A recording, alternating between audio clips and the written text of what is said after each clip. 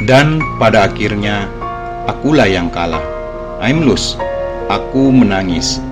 Ya, seorang pria yang usianya tak muda lagi ini, yang sebentar lagi akan menginjakkan usia 40 tahun, pada akhirnya menangis karena cinta. Pada akhirnya, selama ini kalah atas nama cinta. Kamu telah melukai hati kakak. Desisku dalam tangisku. Lihatlah hasil perbuatan kamu. Kamu memang berniat menghancurkan kakak, kan? Sekarang lihat. Aku hanya mendengar ia benar-benar menangis di telepon. Tapi aku sudah tidak peduli lagi.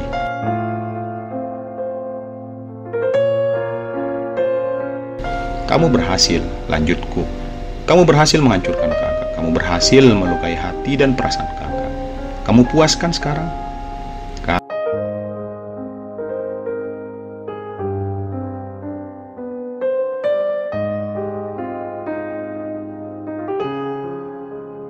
Mulai hari ini, aku tak akan pernah lagi ingin mengingat namamu. Tanamkan dalam ingatanmu itu.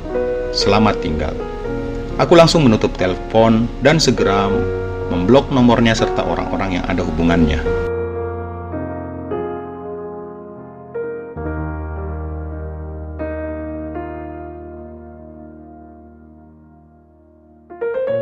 Kado terindah, namun akhir dari segalanya. Hari ini, tanggal 4 April 2019, ulang tahunku yang ke-40 tahun. Yang aku sesali mengapa istriku tidak mengingat hari ulang tahunku ini. Mengapa dia malah pergi berlibur dengan teman-teman arisannya. Sudahlah. Ini juga semua salahku, karena kurang memberi perhatian kepada mereka. Karena masalahku yang masih belum dapat menghapus bayang-bayangnya dalam pikiranku. Tepat 2 bulan lamanya, setelah kejadian aku memutuskan untuk tidak lagi berhubungan, bahkan dengan putra kandungku sendiri. Bagaimana kabarnya di sana? Stop memikirkan mereka lagi. Aku mencoba untuk bermonolog sendiri, menguatkan hatiku agar aku tak lagi memikirkan mereka. Aku punya hidup yang baru sekarang, yang harus kujalani tanpa mereka lagi.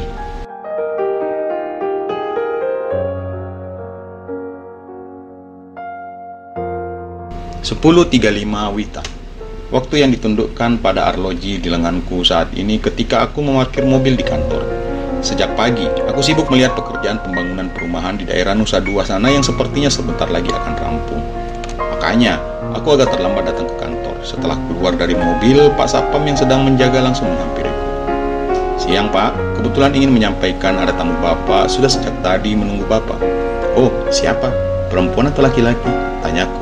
Karena aku nggak agak trauma dengan kejadian para peserta liar sampai datang mencariku di kantor. Kan bisa berabe jadinya. Yang sekarang bukanlah yang dulu lagi.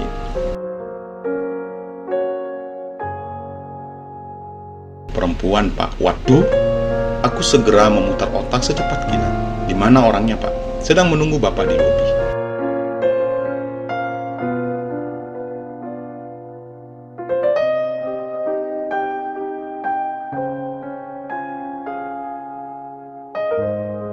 "Oh, oke, suruh langsung menemuiku di ruanganku saja.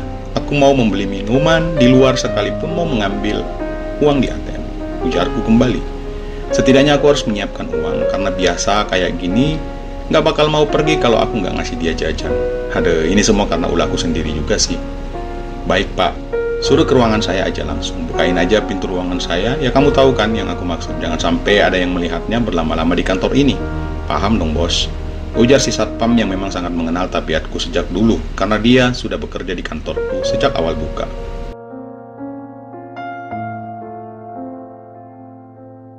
Di saat aku ingin meninggalkan Pak Satpam, dia sempat nyeletuk.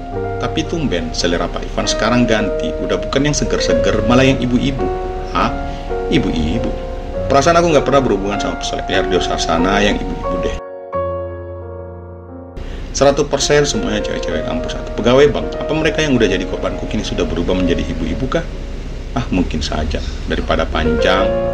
Aku pun hanya geleng-geleng kepala kepada Pak Satpam lalu meninggalkannya pergi ke minimarket yang kebetulan berada di samping kantor. Sekalian mau narik duit buat ngasih ke dia dan berniat menyuruhnya jangan lagi datang menggangguku. Selesai itu, aku naik ke lantai 4 kantorku yang kebetulan letak ruanganku memang berada di lantai itu. Beberapa karyawan yang melihat kedatanganku ini menatapku sambil senyum-senyum mengejek. Ini karena yang datang pasti ibu-ibu ya, Sia. .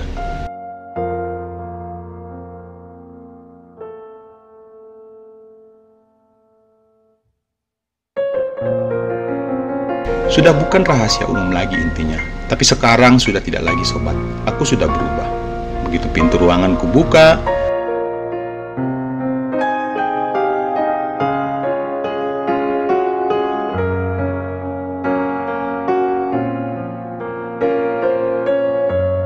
Assalamualaikum kakak.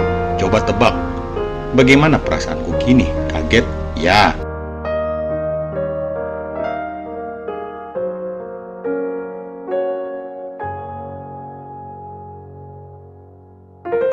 Itu sudah pasti. Bahkan mulutku terbuka. Kalau ada lalat mungkin bakal masuk ke mulut. Mataku sampai membelalak menatap sosok wanita berkerudung yang sedang duduk di sofa dalam ruanganku ini. Ya, dialah cinta sejatiku.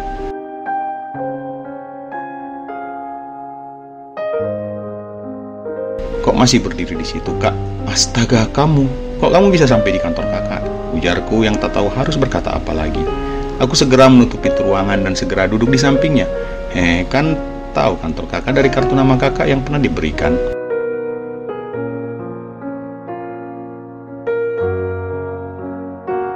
Ah iya, sampai lupa, balasku. Dan ingatanku sedikit mengingat pada kejadian perpisahanku bersama mereka kala itu. Ida tersenyum lembut menatapku. Bagaimana kamu bisa sampai ke sini sama anak-anak?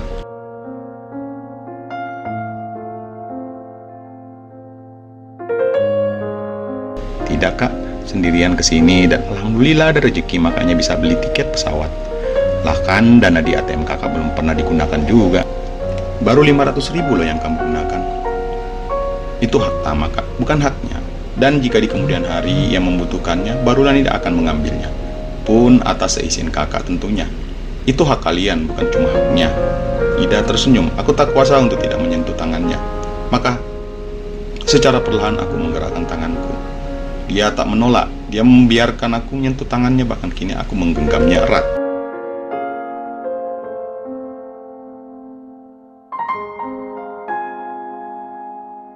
Kakak merindukanmu.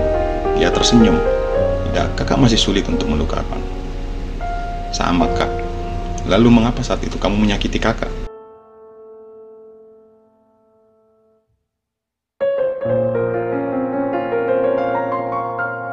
Makanya Nida datang untuk meminta maaf ke kakak. Apalagi sekarang kan ulang tahun kakak. Nah iya, aku lupa menceritakan ke kalian. Atau aku yang terlewat. Jadi saat itu aku sempat saling bertanya masalah tanggal lahir dengannya waktu libur kala itu. Makanya aku tahu dia lahir kapan dan dia juga tahu kapan aku lahir. Oke lah, bukan masalah yang besar juga kalau aku sempat lupa menceritakan ke kalian. Oke, aku lanjutkan ceritaku. Kakak bahagia di hari ulang tahun kakak yang sudah tak muda lagi mendapatkan kado yang berharga, yaitu kehadiranmu sayangku. Dia membalas genggaman tanganku.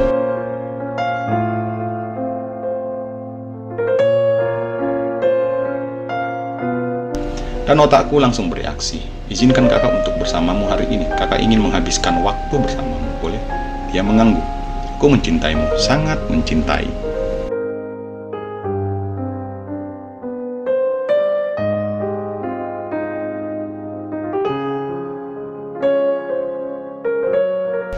Iya, Kak.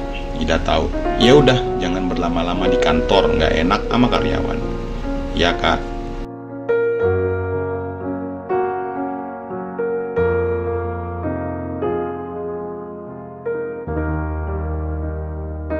Singkat cerita, sehabis mengajaknya makan, aku langsung mengajaknya untuk pergi ke sebuah hotel. Aku sudah langsung terang-terangan kepadanya, aku membutuhkannya. Aku ingin sebagai suaminya yang tak sah ini.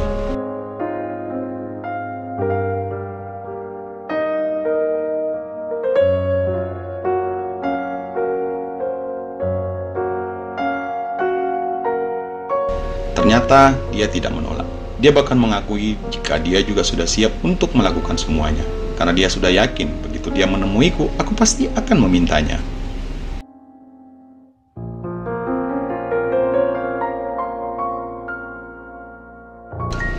Dan disinilah kami berada. Di kamar suite hotel berbintang 5, mataku masih menatap wajahnya. Kami kini duduk berdua sambil memandang lautan di depan sana. Aku mengambil kamar yang view-nya langsung menghadap pantai.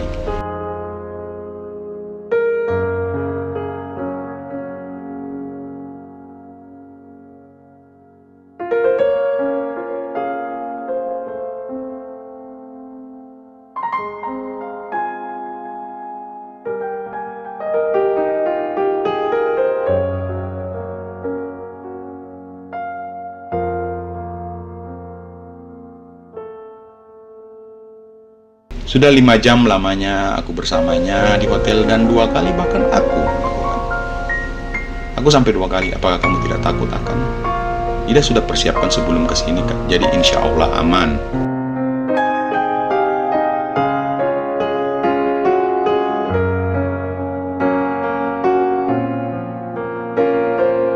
Oh, oke, paham.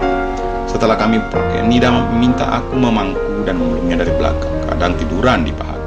Kami hanya ngobrol dan sama sekali tidak menyinggung kejadian sebelumnya, apalagi berbicara tentang cinta, sama sekali tidak. Tapi aku tidak mempermasalahkan hati itu. Aku hanya menikmati kebersamaanku, karena entah mengapa aku merasa itu semua akan menjadi yang terakhir. Aku tak mau merusak suasana dengan mulai membahas masalah mengapa dia memutuskan aku 2 bulan lalu.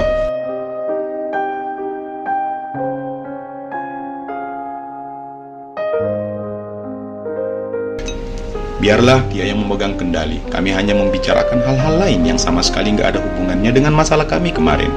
Kami bahkan memesan makan di kamar saja. Malas untuk keluar dari hotel. Intinya dia benar-benar manja hari ini.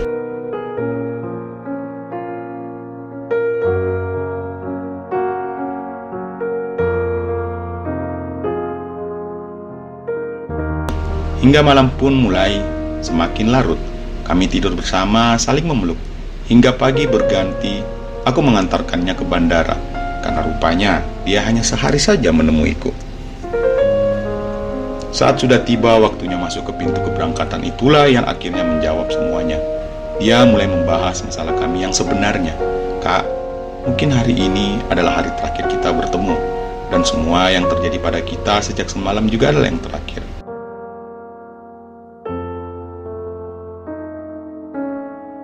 Setelah Nida pergi, anggap saja hubungan kita telah berakhir. Loh kok gitu sayang? Tanya aku bingung. Kakak kira setelah kita melewati malam yang panjang dengan penuh bahagia itu, karena ingin hubungan kita kembali lagi, dia hanya tersenyum sambil menatapku.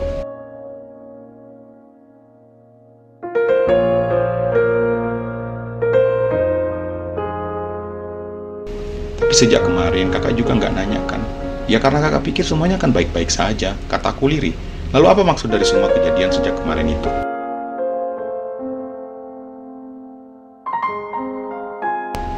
Nida berterima kasih karena kakak nggak membahas masalah itu, biar Nida nggak terganggu, karena Nida ingin benar-benar merasakan kebahagiaan dan cinta yang kakak berikan. Semua karena perkataan Nida terputus, matanya tampak berkaca-kaca. Itu semua karena mulai besok kita akan kehilangan itu semua. Kehilangan kakak dan semua kasih sayang kakak.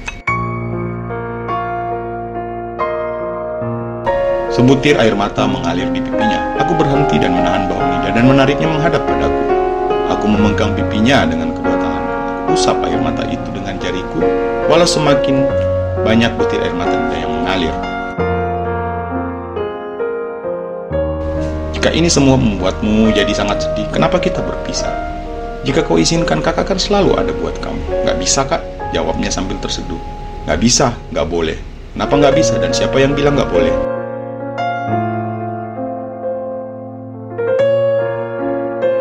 Nida yang tetap terisa, sementara aku tetap memegang kedua pipinya, berusaha mengusap air matanya yang jatuh. Kalau perlu kita berangkat sama-sama ke Lombok. Aku akan menikahimu. Aku akan menjadikanmu istri kakak yang sah. Gak bisa juga gak boleh, pokoknya gak bisa menjelaskannya. Tapi percaya sama kakak, kakak akan mengerti dan memahaminya. Katanya di sela isakannya. Jangan buat kakak semakin bertanya-tanya. Jelaskanlah, kakak akan mencoba mengerti apa yang kamu maksudkan. Dia menatapku dalam-dalam seakan memohon pengertianku. Akhirnya aku menyerah. Tak akan mungkin memaksanya sekarang ini di saat seperti ini.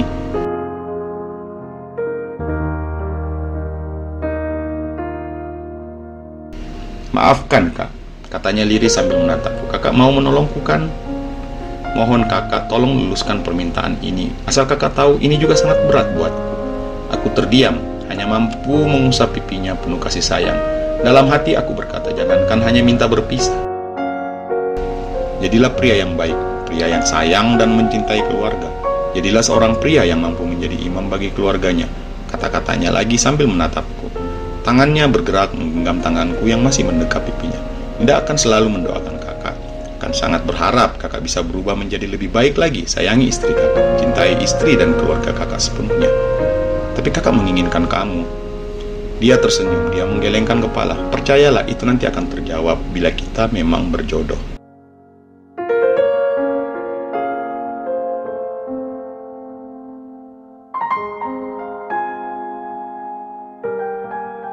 Sekarang, yang kakak harus berusaha mewujudkan adalah mencintai keluarga kakak. Jangan lagi mendoakan wanita yang sah menjadi istri kakak. Jika kita berjodoh, maka berharap kakak sudah menjadi lelaki terbaik yang akan menjadi pemimpin bagi Dinda, yang akan membawa pada kebahagiaan lahir batin, katanya sambil mempererat genggamannya padaku. Aku terdiam berusaha mencerna semua ucapannya, begitu dalam dan luas makna dari kalimat yang disampaikannya. Dinda akan sangat kehilangan kakak, itu pasti. Sangat bersedih karena itu kak, tapi Dinda percaya ini adalah yang terbaik bagi kita. Suatu saat kakak akan memahami dan mengerti.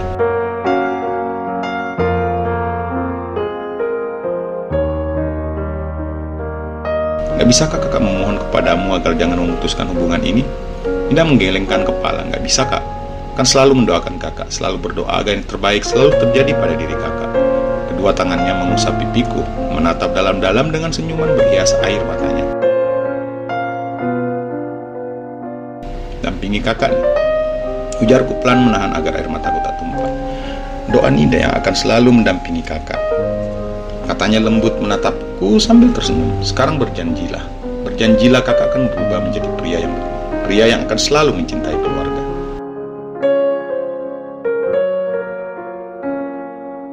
Aku menatapnya, menyampaikan bahwa aku akan berjanji menjadi seperti yang dia minta dengan sepenuh hatiku. Kalau aku juga mencoba menyampaikan bahwa aku masih belum mengerti maksud semua ucapannya, aku janji aku akan membuktikan semua itu.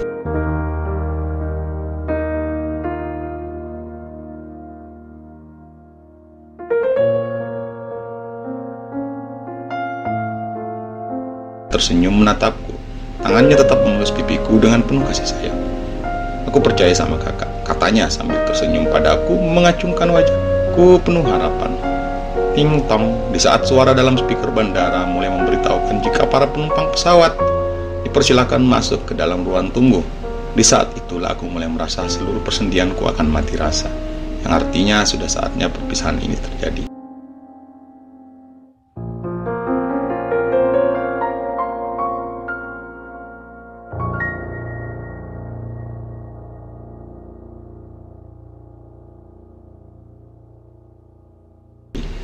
Kita benar-benar berpisah. Iya kak, nggak apa-apa kan? Rasanya akan berat buat kakak. Buatku juga kak, tapi aku percaya kakak akan memahami. Kakak juga jangan pernah bersedih. Kakak ingatkan kalau aku akan selalu berdoa untuk kakak. Aku hanya mengangguk dan tak mampu lagi membalas ucapannya. Sekilas aku melihat wajahnya, menunjukkan betapa ia sangat berharap padaku. Berharap aku akan bersungguh-sungguh mewujudkan semua keinginannya. Ya sudah, aku pamit ya kak. Assalamualaikum. Waalaikumsalam.